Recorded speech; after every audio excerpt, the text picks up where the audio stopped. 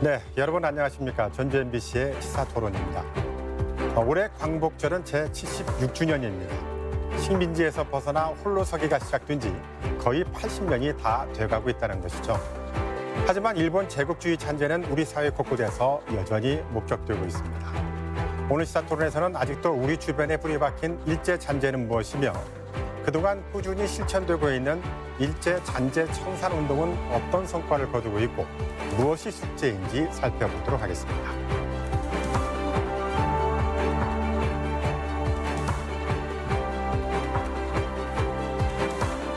네, 오늘 토론 함께할 세 분 모셨습니다. 어서 오십시오. 그렇습니다. 감사합니다. 자, 올해 광복절이 76주년입니다. 오늘 모신 세 분께서는 일제 청산을 위해서 다양한 활동을 하고 계신데요. 토론자들께서는 76년이 지난 지금 아직까지도 청산되지 못한 대표적인 일제 잔재는 무엇이고 우리에게 남은 가장 큰 숙제는 무엇이라고 생각하는지 간단히 소감 듣고 본격적인 토론 이어가도록 하겠습니다. 먼저 이강한 광복교장님. 네, 반갑습니다. 우리나라는 광복이 이래로 76년이 이렇게 지나는 동안에 친일 잔재 청산을 정상적으로 해본 적이 한 번도 없습니다. 이렇게 시간이 지나다 보니까 친일 아닌 것도 없고 친일인 것도 없고 모든 것이 애매해져 버렸습니다. 역사는 왜곡되었고 친일 역사는 근대문화유산으로 등록이 되고 친일 매국노는 국난을 극복한 영웅으로 둔갑되고 독립운동을 한 사람은 빨갱이로 몰려가고 또 친일 청산을 얘기하면 국노를 분열한다고 해서 이 역적 취급을 하는 세상이 되었습니다. 우리 생활 속에 스며에 있는 모든 것들이 일본식이 되었어도 이게 문화라고 생각을 하는 세상이 되었습니다. 그래서 저는 친일 청산을 위해서는 어느 것이 우리 것이고 어느 것이 일본 것인지 구분하고 정신적으로 바로잡는 작업을 먼저 해야 된다고 생각을 합니다. 네, 김재호 민족문제연구소 전북지부장님. 제가 민족문제연구소 전북 지부장을 맡은 지가 11년이 됐습니다. 친일 청산 작업을 진행하는 과정에서 실제로 여러 가지 많은 난관에 부딪히고 그랬는데요. 일단 가장 큰 문제는 우리가 해나가고 있는 친일 청산이 역사적인 연원상으로는 조금 오래됐지 않습니까, 이제는? 네. 그러다 보니까 제일 많이 듣는 얘기가 아직도 친일 청산이냐. 근데 실제로 광복 이후 우리의 역사를 짚어보면은 실제로 친일 청산을 할 수 있는 기회도 없었고 계기도 없었습니다. 왜냐하면 친일파가 주로 주 무대로 주로 들어왔었고 그리고 독재 정권이 있었습니다. 가난과 굶주림 뭐 이런 것들, 그다음에 독재 이런 것에 의해서 실제로 우리가 할 수 있는 이런 역사 정의를 세우는 일들은 한 번도 이루어지지 않았다는 거죠. 그래서 우리가 지금 해야 할 이유는 사실은 우리 미래 세대를 위해서는 당연히 해야 할 일이고 아직도 할 일이 많이 남았다 그렇게 생각을 합니다. 네, 아직도 매우 미흡하다. 예. 네. 자, 김주영 원광대 동북아시아 인문사회연구소장님. 한국의 많은 젊은이들이 이제 군에 가죠. 가서 많이 배우는 게 대한민국 초대 육군 참모총장은 이용준이다. 근데 이용준은 일본 육군사관학교 26기생입니다. 그와 함께 활동했던 인물 가운데 한국 광복군 총사령관이었던 지청천 장군이 있죠. 그러니까 한 분은 일본에 충성을 다하고 한 사람은 조국을 찾기 위해서 애썼던 사람인데 이것이 젊은 청년들한테 어떠한 시그널을 줄지 명약관화하죠. 예컨대 이용준이라는 사람을 모방한다면은 조국을 팔아도 나의 영달만 꾀하면 되지 않냐. 이거는 국가적 정체성과 연관이 되기 때문에 군의 역사, 특히 군의 역사의 정체성을 정리하는 작업들이 이제 본격적으로 이루어져야 된다고 생각합니다. 네, 자, 세 분 말씀 잘 들었습니다. 우리 사회 곳곳에 여전히 일제의 흔적이 많이 남아있죠. 누구나 알 수 있는 사실도 있지만 사실 또 잘 알려지지 않은 사실도 많이 있어요. 대표적인 게 문인들의 친일 행각이죠. 서정주, 차만식, 우리 지역 출신 문인들의 친일 행각에도 불구하고 기념관까지 그런데 버젓이 운영이 되고 있단 말이죠. 그래서 문학 분야의 일제 청산이 가장 지지부진하다 이런 또 평가도 받고 있어요. 김재호 지부장님, 이 점에 대해서는 동의하십니까? 예, 우리가 잘 아는 춘원 이광수 같은 경우는 민족 공범론. 이게 일제 강점기에 숨을 쉬고 사는 조선인은 다 뷰가 있다. 이런 얘기를 했는데 실제로 과연 그런 것인가는 좀 따져볼 필요가 있고요. 일단 최만식이나 서정주, 우리가 금방 말씀드렸던 이광수 뭐 이런 분들은 대부분이 다 회피하는 측면이 굉장히 강했어요. 근데 이제 우리가 정확히 따지면 삶과 문학을 그리고 삶과 예술을 구분할 수 있는가 문제잖아요.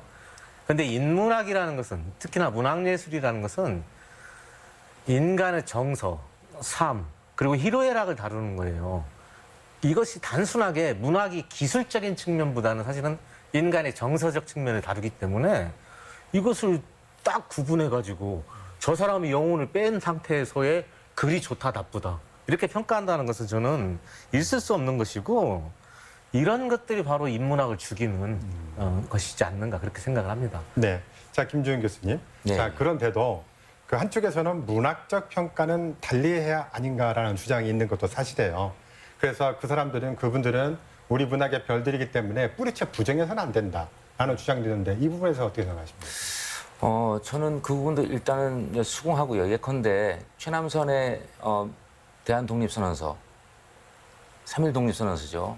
이거 뭐 6당이 다 쓴 건데 이걸 갖다가 우리가 부정한다고 해서 3.1 독립선언이 안 된 게 아닌데 그렇다고 하더라도 문학적인 작품이나 이런 거는 연구 가치는 있다 하더라도 공간, 쉽게 얘기해서 기억을 소환해가지고 기념관을 짓는 것 자체는 그 공간 속에는 시간과 기록의 역사가 모두 포함되기 때문에 어떻게 보면 그것을 통해서 영원히 그분의 업적을 인정하는 꼴이 돼버리죠. 따라서 저는 문학 작품을 연구하고 소개하고 이런 작업들은 꾸준히 할 필요가 있지만은 그분들의 그 문학 작품을 기리고 기념하는 그런 공간까지 세워서 우리가 기억해야 하는지는 저는 부정하겠습니다. 예. 이강한 지부장님.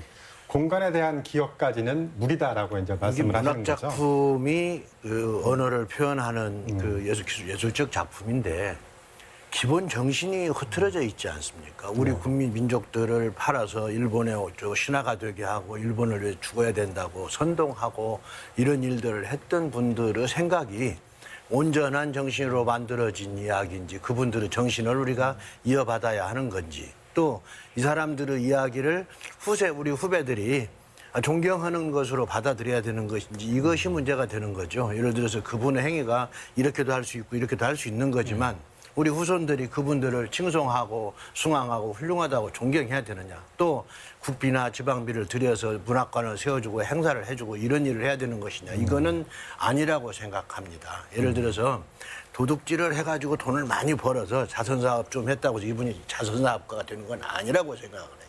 정신이 바로 선 사람을 우리는 존경하고 숭앙해야 되기 때문에 이분들에 대한 판단을 미로에 다시 해야 된다고 생각합니다. 석정 선생님 같은 경우는 일제시대 때 그 어려운 창씨개명 자체도 거절을 하고 은거를 해서 작품 활동을 멈추고 나중에 광복이 된 후에 작품 활동을 하셨는데 이런 분들의 정신하고 아까 나라를 팔아먹은 같이 동조했던 분들하고를 같이 비교한다는 자체의 문제가 있는 겁니다. 네.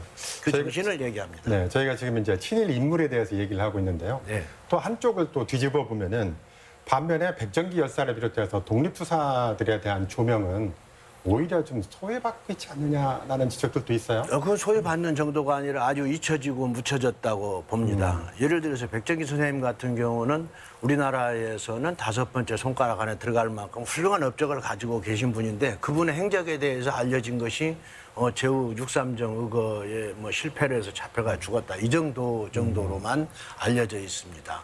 그분들이 어떻게 활동하고 어떻게 했는지에 대한 거는 연구하고 조사해서 발표를 해줘야 되는데 우리나라는 지금까지 독립운동가 하면 안중근 의사, 유관순 누나 이게 한 몇 분만 기억을 하지 우리 동네에 1135명의 독립운동가가 전라북도에 계십니다.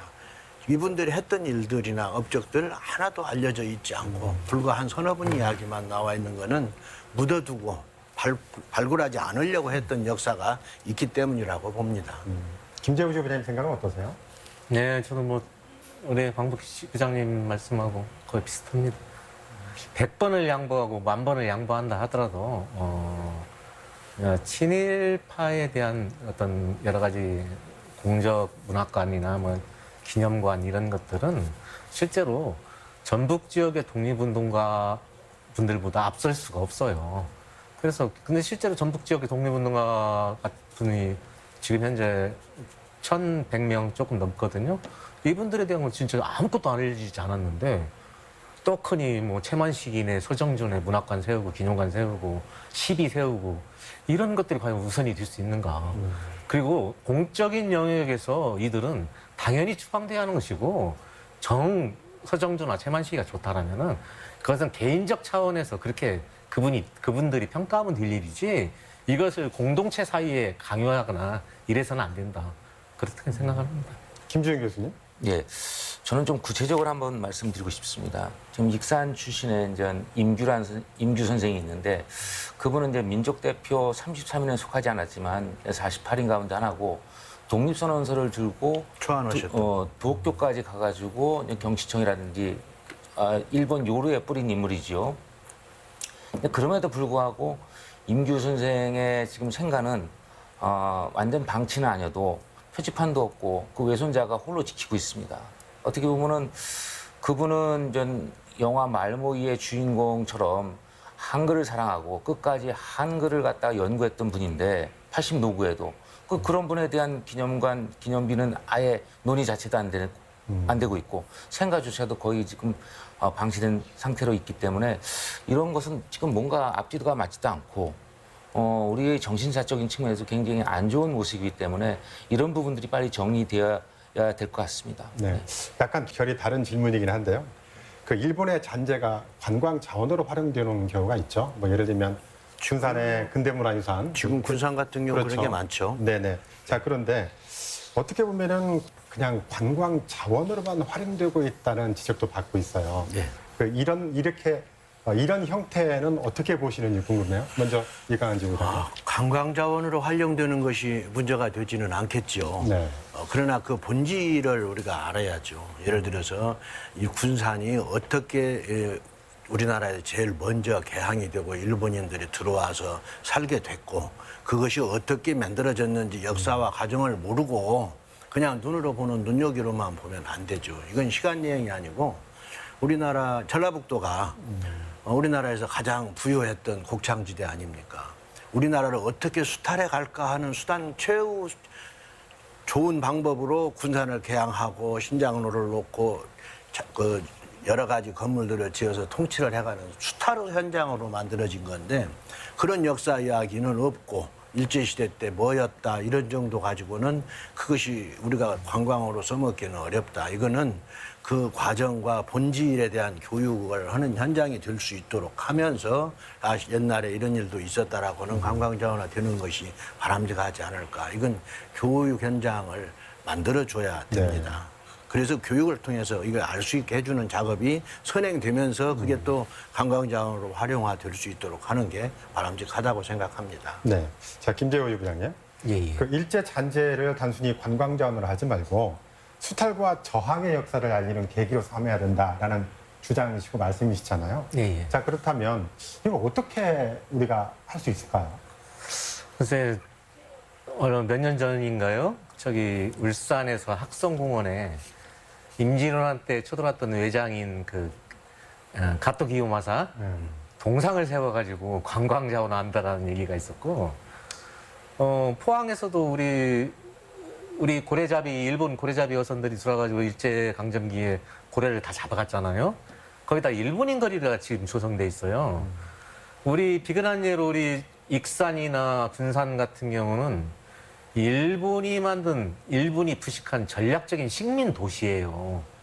그렇기 때문에 누구보다도 사실은 일본의 수탈이나 이런 것들이 강하게 작용하고 있고 지금 남아있는 여러 가지 건물들도 마찬가지지만 실제로는 수탈의 그 징표들이거든요. 근데 지금 현재 아까 이강한 지부장님께서 말씀하셨듯이 이게 일본인들을 위해서 만든 거리인지 아니면은 우리 한국 사람들을 위해서 만든 거리인지가 헷갈려요. 일본인들이 와서 감격하고 울었다는 얘기도 있고 그래요. 그런 정도로 정말로 우리가 일본의 그런 수탈성과 침략성은 형해화되고 단지 근대라는 시계열상으로 이러이러한 것들이 이때 있었구나. 단지 그냥 추억거리, 과거를 그냥 기억하는 그 정도 수준에 머물지 않았나 그렇게 생각을 하고, 보다 본질적으로는 왜 일본이 여기에 들어왔으며 군산과 식민도시 군산과 익산을 왜 만들었는가, 이런 것들에 대한 교육들은 전혀 이루어지지 못하고 있다. 이게 현실이지 않는가 그렇게 생각합니다. 김지훈 교수님 생각은요? 뭐 저도 두 분 말에 동의하고요. 더 하나 말씀드린다면은 군산 근대거리 공간을 가면은 좀 이거를 어떻게 봐야 될까? 첫 번째는 오히려 중국 같은 경우는 간단히 말씀드린 중국은 그 건물, 일본 제국주의가 만주 침략을 했을 때 그 건물들을 동일한 공간을 쓰고 있더라고요. 예를 들어 그 봉천 경찰서 같은 경우는 지금 심양 경찰서로 쓰고 있고, 은행은 또 은행으로 쓰고 있어요. 현재도 건물 부수지 않고. 예컨대 우리한테 일제강점기도 한국 사회의 일부분이고 정말로 가슴 아프고 쓰라린 역사죠. 근데 나가사키 식구은행을 가봤는데 제가 아무것도 없어요. 안에 은행적인 요소도 없고 그냥 겉에만 겉건물이니까 많은 관광객들이 와서 특히 젊은 청년들, 어린 학생들이 와서 이거 근대거리니까 우리는 일제강점기가 아니고 마치 그냥 타임머신 타고 살짝 와서 좀 약간 지금하고 다른 색다른 건축물이 있는 그런 공간이구나. 그러면 우리의 수탈과 침략의 역사는 아예 사라져버리고 정말 형해화돼 버리고 마치 일본식 건물로 우리의 전라북도가 근대거리로 화하는 착각을 줄 수 있다는 점.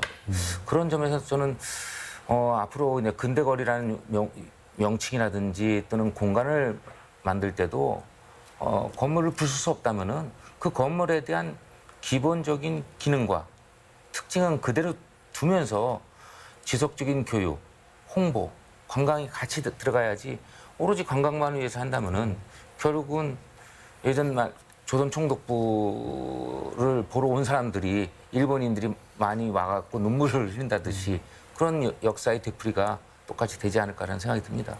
네. 그게 지금 그 친일 후손들이 주장하는 일본이 우리나라에 들어와서 근대화를 시켜주었다. 우리나라를 발전시켜서 근대화로 가는 길에 일본이 공헌을 했다고 주장을 하는 논리를 만들어주는 것도 똑같은 이야기입니다. 저희가 우리나라를 근대화를 시켜주기 위해서 근대화를 시킨 게 아니고 우리 걸 어떻게 많이 뺏어갈까, 어떻게 잘 뺏어갈까를 궁리하면서 개발하고 연구해가는 과정을 우리나라를 개발해주기 위해서 근대화시켰다고 하는 논리인데, 그렇죠. 철도 끊어졌다고 고맙다고 해야 된다는 우리는 논리인 거죠. 고맙다고 해, 개발해줘서 고맙다고 하라는 논리를 지금 갖고 주장하는 사람들이 있습니다. 근데 이런 것들이 정신이 비틀어져가지고 우리가 지금 바로 서지 않는 역사, 근대 역사를 제대로 배우지 않았기 때문에 어째서 이렇게 됐는지를 모르기 때문에 그런 주장을 하는데 동조를 하게 되거든요. 그래서 그런 기본적인 것을 고쳐주지 않으면 단순하게 친일파 한 사람이 친일파였다고 요거는 것 정도 가지고는 해결이 안 되는 거다. 저는 그렇게 봅니다. 네. 서구적 근대의 모습이 어떤 건가. 실제로 그냥 근대성, 근대화라는 개념은 사실은 우리가 어떤 낡고 고루한 구체제, 전근대적 요소로부터 새로운 질주, 원동력, 발전 이런 걸 내포하고 있어요. 그러다 보니까 우리가 근대문화유산, 근대문화의 거리 이렇게 해버리면은 실제로 일본에 의한 자본주의 이식, 그걸로 또한 어떤 물질적인 발전의 측면만 계속 강조하게 되거든요. 그러면서 본질적으로는 일제가 우리에게 들어와서 행했던 여러 가지 수탈성이나 약탈성은 사라져버립니다. 그래서 지금 현재 근대문화유산이나 근대문화의 거리 이런 것들은 실제로 일제강점기 침략유재나 침략유산, 일제강점기 유산, 유재 이런 식으로 정말 적확한 표현이 찾아야 돼요.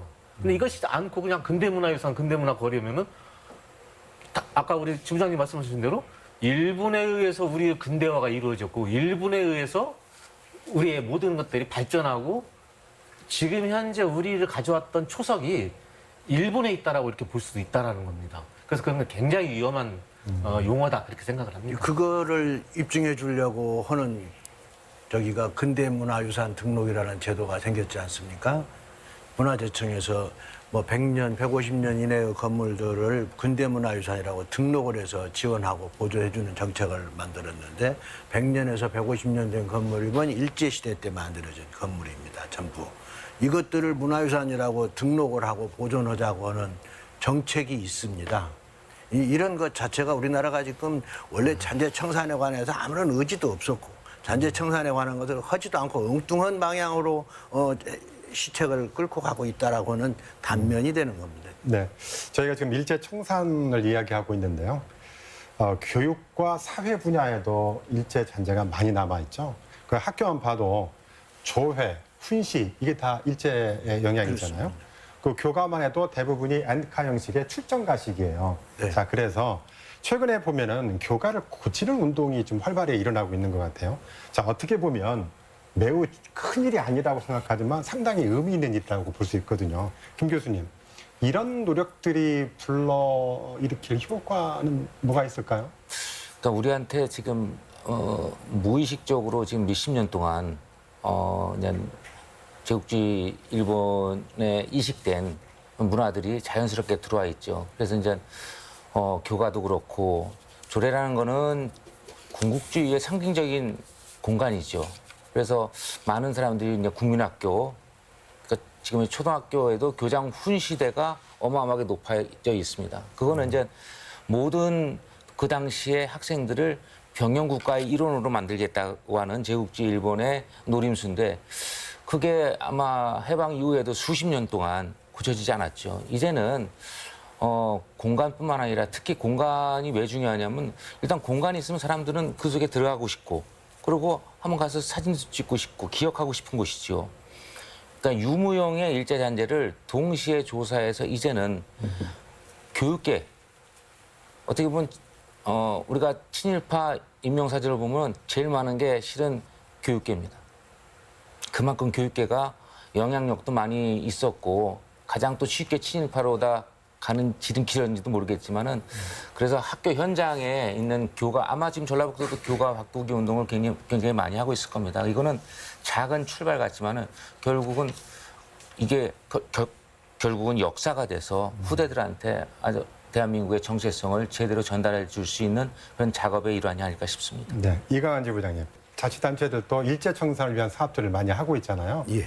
그 지부장님께서 꼽는 대표적인 일제청산 작업 어떤 게 있을까요? 제가 꼽는 게 아니고 작년에 전라북도에서 잔재청산위원회를 만들어서 우리 저 김재호 지부장님과 같이 참여해서 그 위원회에 참여를 해서 활동을 했는데 우선 당장 가시적으로 볼 수 있는 유형의 그 잔재를 조사를 해서 청산을 하자고 정리를 했습니다. 예를 들어서 그 중에서 지금 전주 같은 경우는 다가교에 있는 석등이 일제 형식이니까 여기다가 그 표식을 해서 가르치자 이런 거 고치자는 것도 했고 어떤 건물들이 일제이고 어느 거리가 일제 명칭이고 이런 것들을 하자는 몇 가지 그 과제들을 뽑아서 정리를 하고 그거를 각 자치단체로 하여금 자체에서 시정을 할 수 있도록 했고 그 작년에 그 용역 보고에서 나온 숫자가 뭐 200몇 개가 지금 나와 있는데 그것들을 하나하나 따져서 정리를 해나가는 것 작업들도 필요하고요. 네. 김재우 지부장님. 예. 자, 그런데 그 청산 과정에 참여를 하셨잖아요. 예, 예. 근데 지자체 청산 과정에서 법적 문제 제기성 때문에 상당히 소극적이었다라는 평가도 있어요. 네, 실제로 친일파가 이 사람이 친일파냐, 그리고 이게 친일 잔재냐 이런 부분은 사실은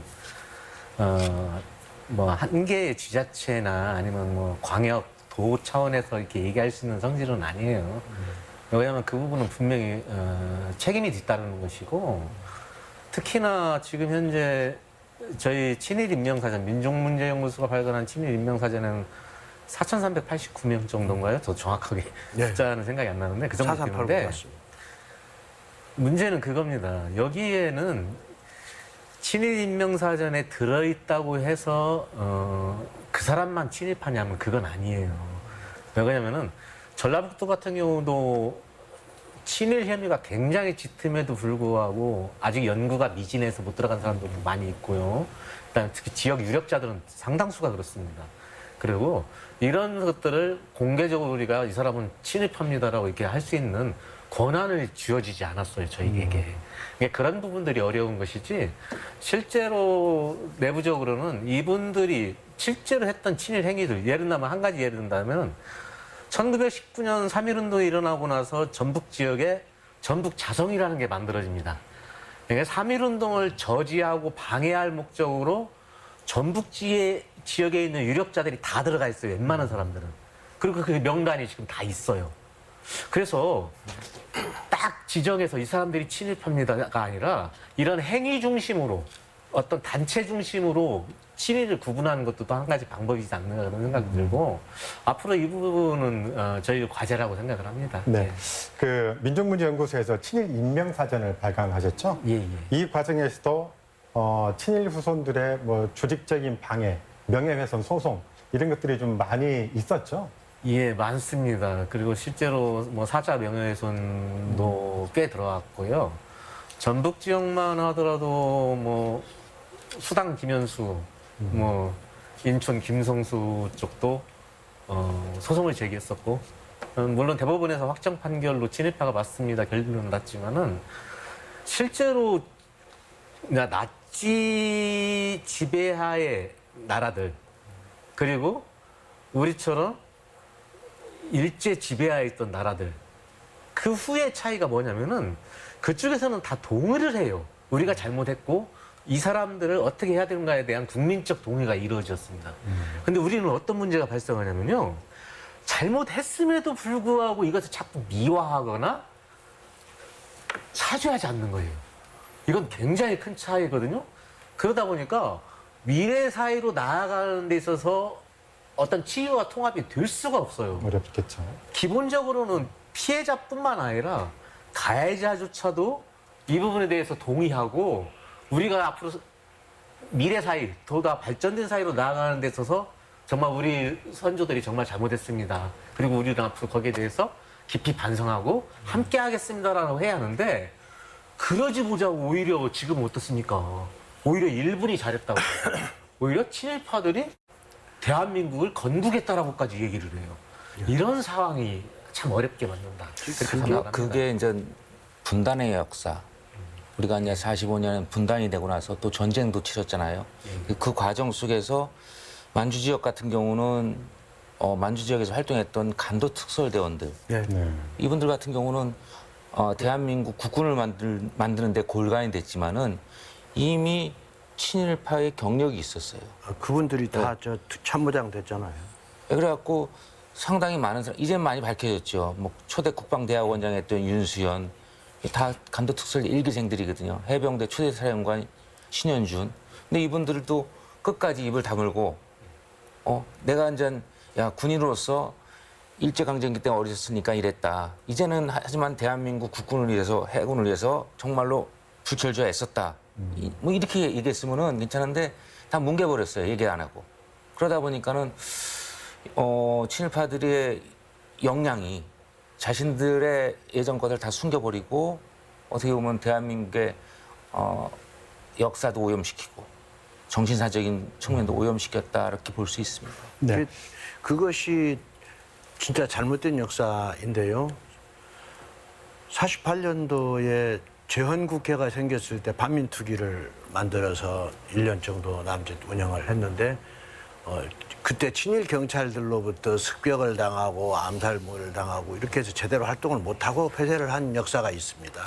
그렇기 때문에 우리는 앞에 정돈이 정리를 다 못했는데 그걸 지금 와서 정리하려니까 더 어렵고 안 되는 거죠. 친일 잔재 청산에 있어서 사람에 관한 부분은 아마 인명사전에 올라와 있는 사람 외에는 더 논의를 하고 뒤찾기 어렵게 돼 있고 지금 논의되고 있는 거는 그 일제 36년간 우리가 통치를 받았잖아요. 네. 통치를 받고 그 후속에 친일파들이 이끌어왔던 나라가 70년이 돼서 지금 100년이 넘는 역사 동안에 우리 역사의식, 민족의식이든 정신이든 역사든 생활이든 전부 일본 애들이 계획컨대로 머리가 바뀌어져 있는 상태에서 지금 이것을 청산을 하자 하니까 어느 게 친일이냐 아니냐까지 논란이 될 정도로 문제가 생겼습니다. 그래서 지금 우리가 해야 될 것들은 유형상으로 인물 문제는 더 이상 하기가 어렵습니다. 그럼 나타나 있는 유형으로 나타나 있는 유형 물질들에서는 어떻게 할 거냐? 건물이든 도로든. 서울에 있는 김성수 고려대학교 앞 길이 인천로였습니다. 인천로 이름 바꾸었습니다. 고창에 가면 인천로가 있습니다. 인천로 명칭 바꾸자고 그러니까 이건 인천 김성수호가 아니고 고창에 있는 인천 마을을 따서 만들어진 독립길입니다라고 이야기를 하니까 바꿀 수가 없게 됐습니다. 이런 그 역사 인식에서 우리가 바꿔지는 것들이 찾아 나와야지 지금 그런 것들에 대한 연구나 조사는 아주 미흡합니다. 작년에 연구 용역해 놓은 것이 눈에 보이는 것들인데 이게 꼭 친일 잔재냐 아니면 친일 시절에 통치 시절에 있었던 문화 유재냐 이런 것들을 놓고 분류를 해가면서 어떤 식으로 이걸 역사 자료로 활용할 거냐 이런 것에 대한 고민도 계속해 나가야 되는 상황입니다. 네. 자, 친일파가 있다면 독립투사도 있잖아요. 근데 우리가 가장 가슴 아프게 생각하는 게 독립투사들의 자손들이 가난의 대물림으로 고통을 받고 있다는 거거든요. 전북 지역만 해도 전북 지역은 특별히 다르다 이건 아니겠죠? 마찬가지로 힘들어 하시죠? 상황은 어떻습니까? 힘드는 것이야 뭐라고 얘기를 못하죠. 근데 지금 어느 정도냐면요. 각 시군에서 국가유공자들에게 주는 수당이 있습니다. 조금씩 보조해주는 수당이 뭐 5만 원에서 전주가 3만 원, 아까 저 장부주가 10만 원 그렇습니다. 이렇게 지원을 해주는 제도가 있는데 네. 여기에 독립운동가 후손은 안 들어간 데가 많습니다. 말하자면 6.25 전쟁에 참여했던 참여자나 전사자 유족은 주는데 독립운동가 후손한테는 안 줍니다. 왜냐하면 국가유공자가 아니래서.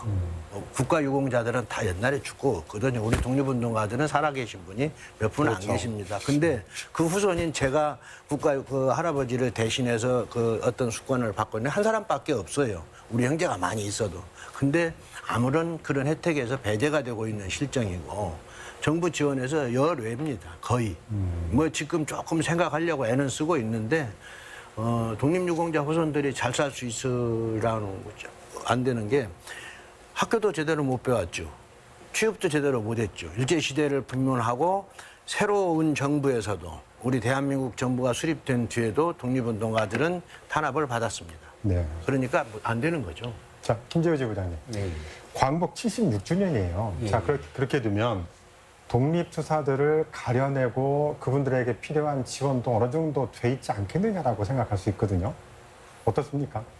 글쎄요, 제가 이런 부분 말씀드리긴 뭐하지만 지금 실제로 우리가 일제의 지배를 받은 것이 34년 11개월 하고 며칠 더디거든요. 그리고 실제로는 동학농민혁명 2차 기포 때부터 사실은 일본을 상대로 싸웠어요. 네. 그때부터 싸웠는데 그게 상당히 긴 기간이잖아요. 근데 전체적으로 지금 현재 우리 독립유공자 예우에 관한 법률에서는 경술국치 이유만 되게 따져요. 이제 그 예의가 있다면 이제 의병들이 있죠. 근데 그렇다 하더라도 지금 현재 이런 상황에서 독립유공자가 25,000명 그 정도 선이죠? 지금 16,000명. 16,000명 그 정도 선이고 그 중에서 또 여성은 400명. 옛날에는 불과 얼마 전까지도 200명 선이었잖아요. 400명 선이었어요. 이건 뭐냐면 한마디로 단적으로 얘기하는 겁니다. 우리가 해방 이후 독립유공자를 발굴하고 이들의 업적을 선양할 그 어떤 노력도 하지 않았다. 그렇기 때문에 지금 그 수많은 세월 동안 만주에서 국내에서 그렇게 싸웠음에도 불구하고 뭐 16,000명 정도라면은 뭐 예우는 말할 것도 없지 않을까 그렇게 생각을 합니다. 김지훈 교수님이 보시기에는 어느 점들이 보완돼야 된다고 보십니까? 뭐 국가보훈이란 말이 중국어에는 없습니다. 보훈이란 말이. 어떻게 보면은. 그러니까 우리의 어떤 독특한 용어일 수 있는데 아무리 강조해도 지나치지 않은 말이죠. 근데 20여 년 전과 우리 뭐 김재호 지부장님 하실 때나 20여 년 전과 비교했을 때 조금은 낮았지 않았나 생각이 들지만은 그때하고 비교하면 경제력은 어마어마하게 낮았죠. 우리가 이제 전 세계에다 놓고 세계 경제력 10위 안에 든다라고 열심히 얘기를 하지만은 과연 국가 정체성을 보존하고 기억하고 그다음에 보존하는 이런 작업에는 현양하는 작업에는 과연 전 세계 미리인지 이거는 뭐 물질적인 게 아니라 정신사적으로 측면에서 잴 수도 없지만은 그 당시에 독립운동가들이 돈을 바라거나 물질적인 보상을 바라고 나간 사람은 거의 없었을 겁니다. 독립운동을 하면 3대가 망한다라는 얘기가 있을 정도인데 그렇다면 이제는 세계 경제력 10위를 자랑할 것이 아니라 그 세계 경제력 10위 안에서 국가 보훈을 위해서 애썼던 사람들을 촘촘히 법률적으로 구제할 수 있는 이게 이제 표현이 이상하지만은 어쨌든 그 후대들은 도움을 못 받았단 말이죠. 정상적인 교육도 못 받았고 그거는 국가가 이제는 어느 정도 보호할 수 있는 장치를 법적 제도적 장치를 마련해 줘야 한다. 여기에는 지역 이기주의나 이런 것들 다 필요 없고 오로지 그래야지만 국가가 위난에 위기에 빠졌을 때 젊은 청년들이 자신을 던질 수 있는 어떻게 보면은 데이터가 되지 않습니까? 근데 지금은 그것이 없으니까는 국가가 위기에 빠져도 공동체의 안위는 나 몰라라 한다면은 이거는 또다시 또 제2의 독립운동, 제3의 독립운동이 또 안 나오라는 법은 없지 않습니까? 그런 면에서 국가보훈적인 측면에서는 정말로 중앙정부가 많은 예산을 들여서라도 저는 반드시 후손들한테 대한 그런 경제적인 지원이 시스템이 갖춰져야 한다 이렇게 보고 있습니다. 네. 김재호 지부장님. 자, 이렇게 독립투사들이 세대에 걸쳐 어려움을 겪고 있는데 친일 행각으로 막대한 이익을 거둔 친일 인사들이 후손들이 토지 반환 소송을 내기도 하고 실제로 찾아가기도 했잖아요. 예, 예. 결과는 어떻습니까? 2005년인가요? 친일 반민족 행위자 재산 귀속에 관한 특별법이 만들어지고 그다음에 2006년도에 친일 반민족 행위자 재산조사위원회가 꾸려졌어요. 근데 그 이전에도 물론 있었지만은 지금 우리가 잘 알고 있는 이완용을 비롯해가지고 뭐 민영이 이런 친일파 중에서도 거의 뭐 1급 친일파라고 할 수 있는 그 후손들이 토지 반환 소송을 국가를 상대로 해서 여러 건을 냈었습니다. 네. 근데 그 중에서 13건인가를 이 친일파들이 승소를 했어요. 그게 뭐냐면은 우리가 정의가 지연되고 우리가 사실은 친일청산은 시효가 없잖아요. 시효가 없는데도 불구하고 현실적인 법에는 그렇게 돼 있지 않다 보니까 실제로 많은 부분에서 그 친일파들이 땅을 찾아갔고요. 지금은 물론 그런 것들이 법원에서 일정 정도 많이 제동이 걸리고는 있지만은 어떻게 보면 억장이 무너지죠. 그래서 이완용 후손 이윤영 같은 자는 찾아가지고 30억을 팔아가지고 캐나다로 이민도 갔습니다. 네, 이런 일들은 좀 있었습니다. 그래서 전북 지역 같은 경우에는 우리가 잘 아는 뭐 강동이나 박기순, 뭐 뱀남신 이런 자들의 땅을 되찾기는 했지만은 그 규모가 크지는 않고요. 특히나 전라북도 관찰사를 했던 이완용 같은 경우는 불과 찾은 땅이 짜투리 그야말로 그냥 쪽땅 조금 뺏은 정도에 불과하고 전혀 찾지를 못했습니다. 그건 이미 다 팔아서 사용했기 때문에 그런 거죠? 예, 이완용 같은 경우는 전북 지역에 가장 많은 땅을 일제시대 때 소유하고 있었거든요. 그래서 김제, 부안, 익산 이쪽 일대, 옥구 이 일대 거의 뭐 600만 평이 조금 안 되는 땅을 가지고 있었어요. 근데 여기는 이완용 같은 경우는 단기 차익을 대가야 해가지고 그 땅을 그때그때 바로바로 팔아서 처분을 했어요. 그러다 보니까 지금까지 남아있는 땅들은 극히 일부였다. 그것조차도 국가가 뺐겠죠, 일부는. 네, 그렇게 되고 있습니다. 네. 자, 김 교수님께서는 국제학술대회에서 세계인의 눈으로 본 동북아시아 상응과 치유를 주제로 발표를 하신 적이 있으시죠? 그 일제 식민 지배가 국제법적 시선으로 좀 이렇게 적용이 될 수 좀 없을까요? 저희 이제 원광대에서 작년에 국제학술을 통해서 이제 동북아가 하도 싸우지 않습니까? 역사, 문화 갈등 가지고. 근데 그런 차원의 연원은 뭘까? 그랬더니 이 연원을 들어가다 보니까 제국주의 일본이 그 중심에 있더라고요. 그리고 한국 사회에서 우리가 이제 제노사이드란 거는 어떻게 보면 이제 대학살인데 3.1운동도 대학살이고 그 전에 일어났던 이 전라북도 지역을 중심으로 한반도에 일어났던 동학농민혁명 네. 이거야말로 수십만 명의 양민을 학살한 아주 중요한 근대 제노사이드인데 여기에 대해서 일본 제국주의는 이런 방구도 없습니다. 특히 의병, 3.1운동, 우리가 3.1운동 얘기하면은 그냥 우리의 독립선언이라고 얘기하지 제노사이드라는 용어를 잘 붙이질 않아요. 그리고 작년에 1920년 100주년인데 북간도 지역, 간도 지역에서 조선인 3,500명이 이제 학살당합니다. 근데 여기에는 특이하게도 새로운 인물들이 좀 나와요. 뭐냐면은 친일 일명사전에는 지금까지 없었지만은 150여 명의 조선 총독부 경찰들이 군대하고 함께 들어갑니다. 그래서 별칭이 뭐냐면 이 사람들은 응원부대예요. 응원부대. 응원부대 50여 명이 제가 지금 그 명단을 작성하고 있는데 50여 명이 일본 본국에서 쉽게 얘기해서 포상을 받습니다. 근데 그들은 새로 친일 인명사전에 들어가야 돼요. 왜냐하면 3,500명을 죽이는데 향도 역할을 한 거죠. 그렇죠. 그리고 이제 2년 뒤면은 일본 도쿄 관동 대진이 일어날 때 약 6,000여 명의 조선인이 학살을 당하는데 일본이 이렇게 제국주의 시기에